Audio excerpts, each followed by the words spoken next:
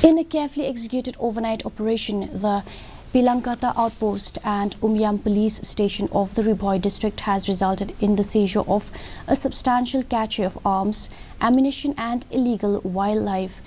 artifact. The operation took place in 9th Mile Baridwar Bhoi district, where one individual, a resident of Mizoram, was apprehended.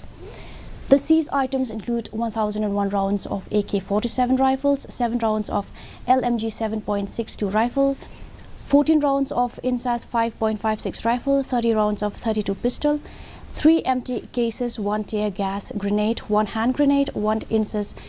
empty magazine, 3 AK-47 empty magazines, 1 lower jaw with teeth of a wild boar, 7 deer antlers, horns, 1 deer skull and 34 stamp of different government departments. Investigations are ongoing to comprehensively dismantle the